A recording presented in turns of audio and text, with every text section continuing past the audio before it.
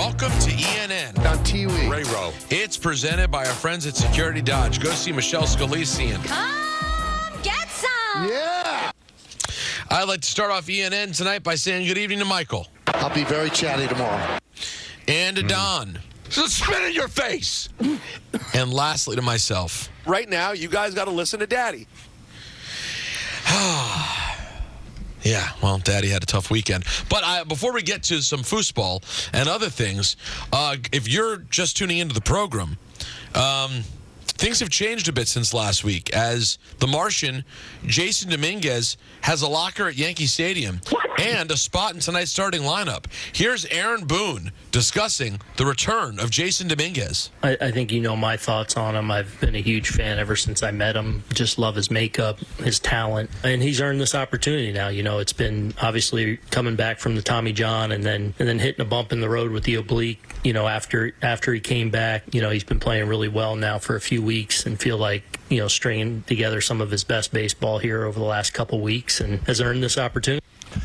But hold on real quick, Michael. Let's ask the question, though. What changed, though, Aaron? I don't know about change other than, look, the roster's a living, breathing organism every day that's always kind of evolving, and you're always paying attention. And like I said on September 1, when we didn't initially recall Jasson, he's in the conversation every single day. I think as much as anything, it's just continuing to build the momentum he's built here over the last few weeks where we feel like, especially the last couple weeks, really starting to be in the peak of his season and playing at a really high level. So, you know, he's been knocking on that door, you know, since he came back, and now seemed like the time to bring him. It makes no sense to me.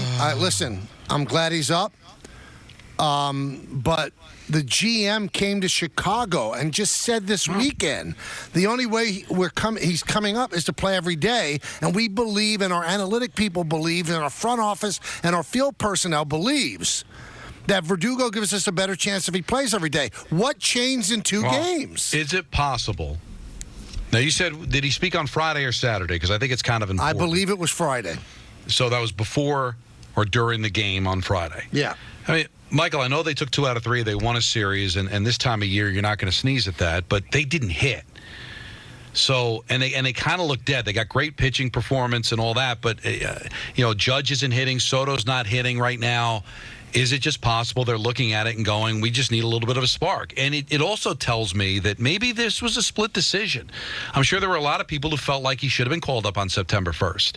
So maybe just the fact that they didn't hit it all in a hitter's ballpark over the weekend, and they don't want this to become a thing. Well, it wasn't hitter's ballpark this weekend, Don.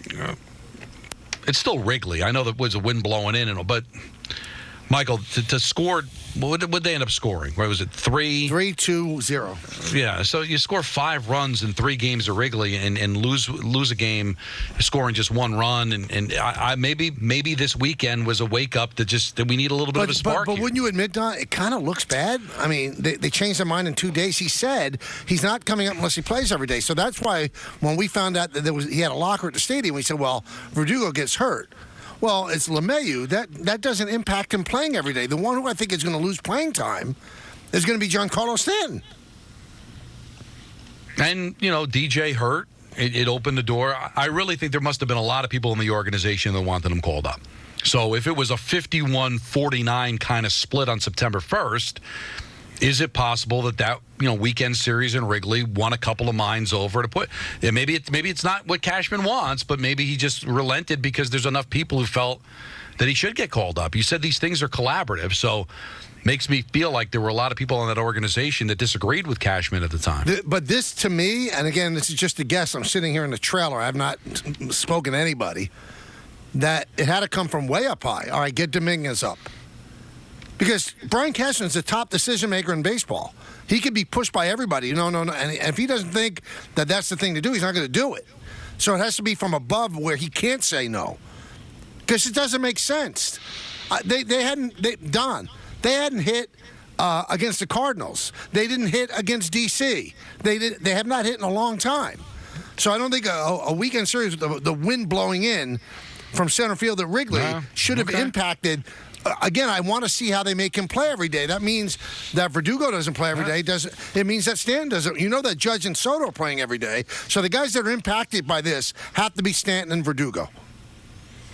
Well, listen, either way, it'll make for a lot of happy Yankee fans today who've been wanting to see something change and have been wanting to see Jasson Dominguez. So, all right, let's move on. A lot happening over the weekend. We did not yet talk about Tyreek Hill being placed in handcuffs after a moving violation on his way into Hard Rock Stadium in Miami before the Dolphins-Jaguars game. Here's Tyreek Hill on what happened. I've been trying to figure that out too, man. Right now I'm still trying to put it all together.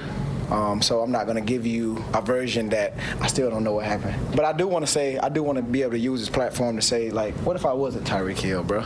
Worst case scenario. It's crazy. Like, I want to be a cop one day. I got a state trooper, had all that, so I got a lot of respect for cops, man. But everybody has bad apples in every situation, so I want to be able to, use this platform, figure out a way to, like, flip this and, make it a positive on both ends, on my end and then also Miami-Dade, so that way we can team together and, do something positive for the community.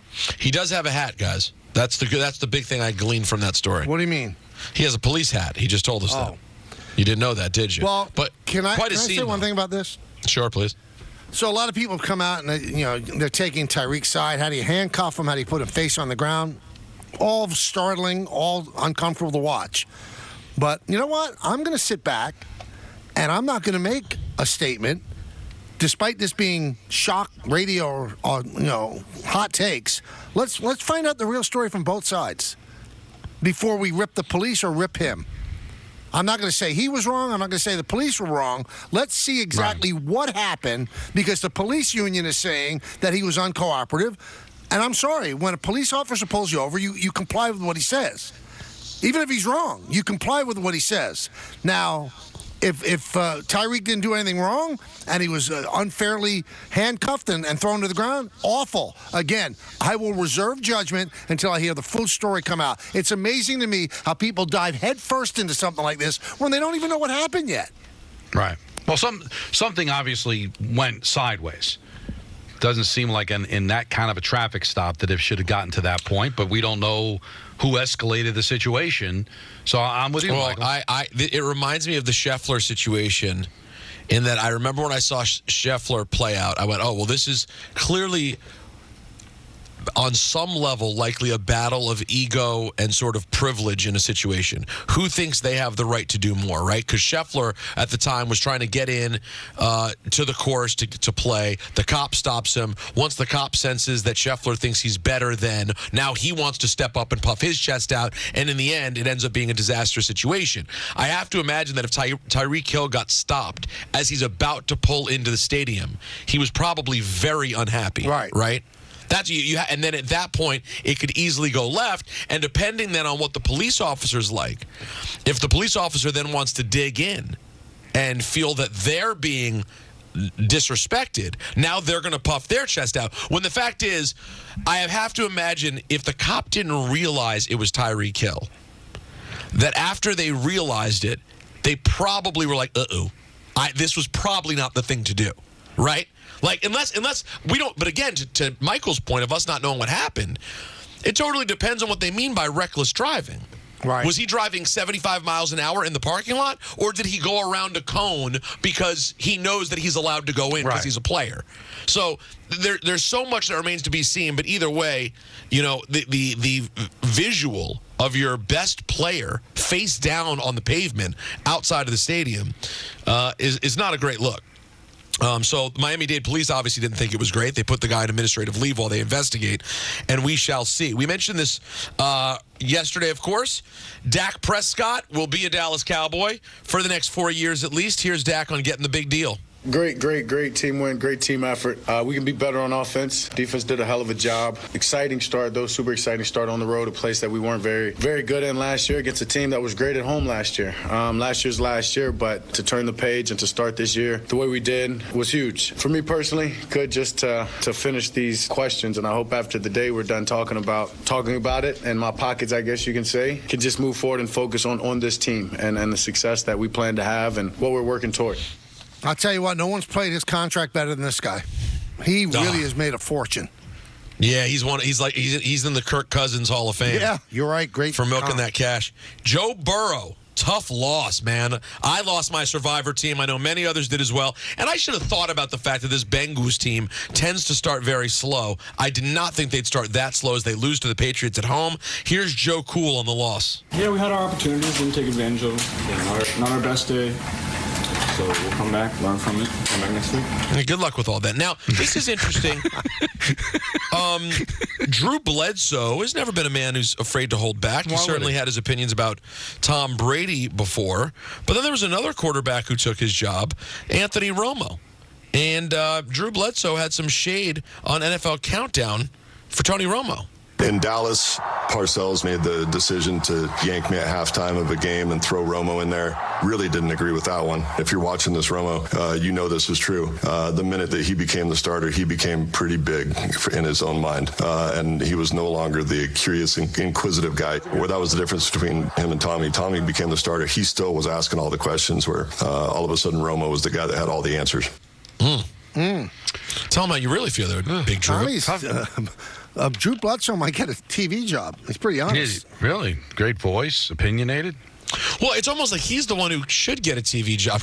He's probably thinking, I mean, Brady got to have the whole career. Romo had a long run as the Cowboys guy. He's probably been thinking for a long time he'd be in position to at least have a voice on TV. He might as well take these shots. Hey, the tough day continues, guys. James Earl Jones. Yeah, I saw this. Has passed away at the age of 93. No. Legend. Lived in Dutchess County, New York, passed away at his home. Lastly, on football, Giants fans may not be happy with Daniel Jones' performance. I'll tell you what, Cleveland Browns fans are just as unhappy with Watson's performance. And Dan Orlovsky thinks it may already be time for a change in Cleveland town. Quarterback's a problem in Cleveland. And if I was Kevin Stefanski, I would be thinking long and hard about Jameis Winston and moving him to be my starting quarterback. They can't run anything in Cleveland. One, Kevin Stefanski, the beauty of this offense is that play-action pass, Kyle Shanahan, Matt LaFleur, Gary Kubiak offense can't run it with Deshaun because Deshaun isn't ready to operate the play-action pass. He doesn't see the field well. He's not throwing in rhythm and timing. He's missing receivers by 6-7 yards, not feet. The man forgot how to play football, it seems like. I mean, it's unbelievable. It might be one of the worst contracts in the history of football. And Michael, one of the worst fall-offs. Do you guys remember the level of excitement there was about the way he played that season? Yeah. We were like, oh, my God, we have the next top 5 quarterback in this league, top 3. He's as good as, he could do everything. He looked like everything, and now he's just a disaster. A couple quick hitters before we get out. Shohei Ohtani hit his 46th home run of the season to tie his career high, and the Dodgers beat the Guardians 4-0 on Sunday in unbelievable heat in Los Angeles. The Japanese legend, I'm going to call him legend at this point already, 46 stolen bases in a bid to become the first major leaguer with a 50-50 season. He's an absolute freak. Yannick Sinner, the 23-year-old from Italy, wins the U.S. Open on Sunday over Taylor Fritz.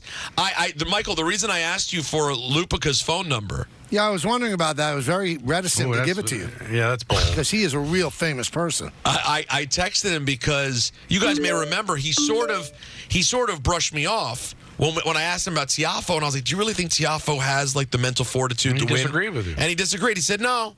And if I don't know if you guys watched on Friday night. Of course, I was lucky enough to go. Big shout out to ESPN for finding me some tickets.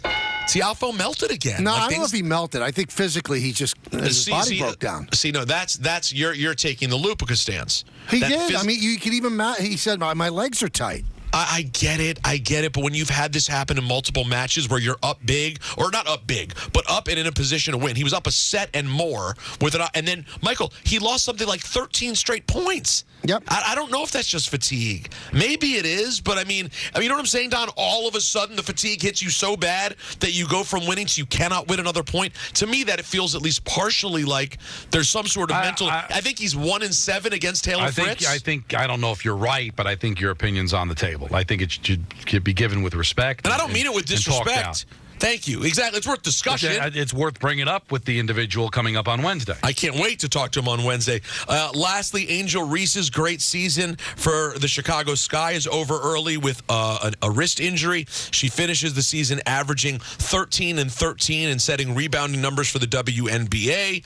Guys, this is exciting. An Aaron Rodgers documentary is on the way for Netflix. Yeah, Michael, if you're into hearing some more from Aaron Rodgers, 3 60-minute parts about his comeback from the Achilles injury. Just can't wait. That'll do it for ENN, brought to you by Security Dodge. Shop 24/7 at securitydodge.com during their Ram Power Days event. Win tonight. Make it a good documentary. Anyway, we'll come back. I'll tell a story about what happened in the booth in Chicago. A lot of people are concerned. I have questions about what happened in the booth. I've got answers. I talk for a living, and whether I'm in the studio or the ball.